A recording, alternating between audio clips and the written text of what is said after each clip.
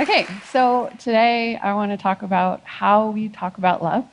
And specifically, I want to talk about what's wrong with how we talk about love. So most of us will probably fall in love a few times over the course of our lives. And in the English language, this metaphor, falling is really the main way that we talk about that experience. And I don't know about you, but when I conceptualize this metaphor, what I picture is straight out of a cartoon. Like there's a man, he's walking down the sidewalk. Without realizing it, he crosses over an open manhole and he just plummets into the sewer below. And I picture it this way because falling is not jumping. Falling is accidental, it's uncontrollable, it's something that happens to us without our consent. And this is the main way we talk about starting a new relationship. So I am a writer, and I'm also an English teacher, which means I think about words for a living. And you could say that I get paid to argue that the language we use matters, and I would like to argue that many of the metaphors we use to talk about love, maybe even most of them, are a problem. So in love, we fall. We're struck. We are crushed. We swoon. We burn with passion. Love makes us crazy, and it makes us sick. Our hearts ache, and then they break. So our metaphors equate the experience of loving someone to extreme violence or illness. They do. And they position us as the victims of unforeseen and totally unavoidable circumstances. So my favorite one of these is smitten, which is the past participle of the word smite. And if you look this word up in the dictionary, you will see that it can be defined as both grievous affliction and to be very much in love. So I tend to associate the word smite with a very particular context, which is the Old Testament. And in the book of Exodus alone, there are 16 references to smiting, which is the word that the Bible uses for the vengeance of an angry God. So here we are using the same word to talk about love that we use to explain a plague of locusts, right? So how did this happen? How have we come to associate love with great pain and suffering? And why do we talk about this ostensibly good experience as if we are victims? So these are difficult questions, but I have some theories. And to think this through, I want to focus on one metaphor in particular, which is the idea of love is madness. So when I first started researching romantic love, I found these madness metaphors everywhere. The history of Western culture is full of language that equates love to mental illness. And these are just a few examples. So William Shakespeare, love is merely a madness from As You Like It.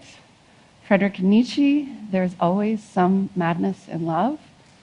Got me looking so crazy in love. From the great philosopher Beyonce Knowles. So I fell in love for the first time when I was 20, and it was a pretty turbulent relationship right from the start. And it was long distance for the first couple of years. So for me, that meant very high highs and very low lows. And I can remember one moment in particular. I was sitting on a bed in a hostel in South America, and I was watching the person I love walk out the door. And, it was late, it was nearly midnight. We'd gotten into an argument over dinner, and when we got back to our room, he threw his things in the bag and stormed out. And while I can no longer remember what that argument was about, I very clearly remember how I felt watching him leave. So I was 22. It was my first time in the developing world. And I was totally alone. I had another week until my flight home, and I knew the name of the town that I was in and the name of the city that I needed to get to fly out, but I had no idea how to get around. I had no guidebook and very little money, and I spoke no Spanish. So someone more adventurous than me might have seen this as a moment of opportunity, but I just froze. I just sat there, and then I burst into tears. But despite my panic, some small voice in my head thought, wow, that was dramatic. I must really be doing this love thing right. Because some part of me wanted to feel miserable in love. And it sounds so strange to me now, but at 22, I longed to have dramatic experiences. And in that moment, I was irrational and furious and devastated. And weirdly enough, I thought that this somehow legitimized the feelings I had for the guy who had just left me. So, I think on some level, I wanted to feel a little bit crazy because I thought that that was how love worked. And this really should not be surprising, considering that according to Wikipedia, there are 8 films, 14 songs, 2 albums, and 1 novel with the title Crazy Love. So about half an hour later, he came back to our room. We made up. We spent another mostly happy week traveling together. And then when I got home, I thought, that was so terrible and so great. This must be a real romance. So I expected my first love to feel like madness, and of course, it met that expectation very well. But loving someone like that, as if my entire well-being depended on him loving me back, was not very good for me or for him. But I suspect this experience of love is not that unusual. Most of us do feel a bit mad in the early stages of romantic love. And in fact, there is research to confirm that this is somewhat normal, because neurochemically speaking, romantic love and mental illness are not that easily distinguished. This is true. So this study from 1999 used blood tests to confirm that the serotonin levels of the newly in love very closely resembled the serotonin levels of people who'd been diagnosed with obsessive compulsive disorder. Yes, and low levels of serotonin are also associated with seasonal affective disorder and depression. So there is some evidence that love is associated with changes to our moods and our behaviors, and there are other studies to confirm that, most relationships begin this way. So researchers believe that the low level of serotonin is correlated with obsessive thinking about the object of love, which is like this feeling that someone has set up camp in your brain. And most of us feel this way when we first fall in love. But the good news is that it doesn't always last that long, usually from a few months to a couple of years. So when I got back from my trip to South America, I spent a lot of time alone in my room, checking my email, desperate to hear from the guy I loved. And I decided that if my friends could not understand my grievous affliction, then I did not need their friendship. So I stopped hanging out with most of them. And it was probably the most unhappy year of my life. But I think I felt like it was my job to be miserable. Because if I could be miserable, then I would prove how much I loved him. And if I could prove it, then we would have to end up together eventually. And this is the real madness, because there is no cosmic rule that says that great suffering equals great reward. But we talk about love as if this is true. So our experiences of love are both biological and cultural. And our biology tells us that love is good by activating these reward circuits in our brain.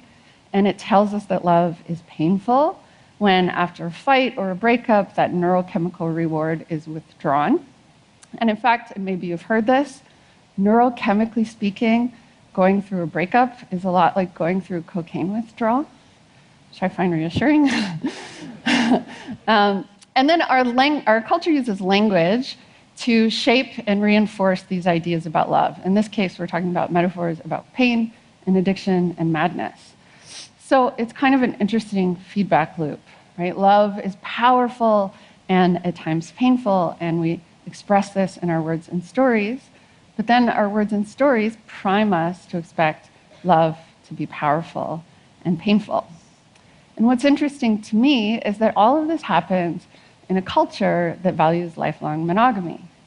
So it seems like we want it both ways. We want love to feel like madness, And we want it to last an entire lifetime. That sounds terrible. So to reconcile this, we need to either change our culture or change our expectations. So imagine if we were all less passive in love. If we were more assertive, more open-minded, more generous, instead of falling in love, we stepped into love. I know that this is asking a lot, but I'm not actually the first person to suggest this. So in their book, The Metaphors We Live By, linguists Mark Johnson and George Lakoff suggest a really interesting solution to this dilemma, which is to change our metaphors. So they argue that metaphors really do shape the way we experience the world, and that they can even act as a guide for future actions, like self-fulfilling prophecies. So Johnson and Lakoff suggest a new metaphor for love. Love is a collaborative work of art. And I really like this way of thinking about love. So linguists talk about metaphors as having entailments, which is essentially a way of considering all the implications of or ideas contained within a given metaphor. And Johnson and Lakoff talk about everything that collaborating on a work of art entails: effort, compromise, patience, shared goals. And these ideas align nicely with our cultural investment in long-term romantic commitment, but they also work well for other kinds of relationships: short-term, casual, polyamorous, non-monogamous, asexual, because this metaphor brings much more complex ideas to the experience of loving someone. So, if love is a collaborative work of art, then love is an aesthetic experience. Love is unpredictable. Love is creative. Love requires communication and discipline. It is frustrating and emotionally demanding. And love involves both joy and pain. Ultimately, each experience of love is different. So when I was younger, it never occurred to me that I was allowed to demand more from love, that I didn't have to just accept whatever love offered. And when 14-year-old Juliet when 14-year-old Juliet cannot be with Romeo, whom she has met 4 days ago, she does not feel disappointed or angsty. Where is she? She wants to die, right? And just as a refresher, at this point in the play, Act 3 of 5, Romeo is not dead. He's alive, he's healthy, he's just been banished from the city. So I understand that 16th century Verona is unlike contemporary North America, and yet when I first read this play, also at age 14, Juliet's suffering made sense to me. Reframing love is something I get to create with someone I admire, rather than something that just happens to me without my control or consent, is empowering. It's still hard. Love still feels totally maddening and crushing some days. And when I feel really frustrated, I have to remind myself, my job in this relationship is to talk to my partner about what I want to make together. And this isn't easy either, but it's just so much better than the alternative, which is that thing that feels like madness. So this version of love is not about winning or losing someone's affection. Instead, it requires that you trust your partner and talk about things when trusting feels difficult, which sounds so simple, but is actually a kind of revolutionary, radical act. And this is because you get to stop thinking about yourself and what you're gaining or losing in your relationship, and you get to start thinking about what you have to offer. This version of love allows us to say things like, hey, we're not very good collaborators. Maybe this isn't for us. Or, that relationship was shorter than I had planned, but it was still kind of beautiful.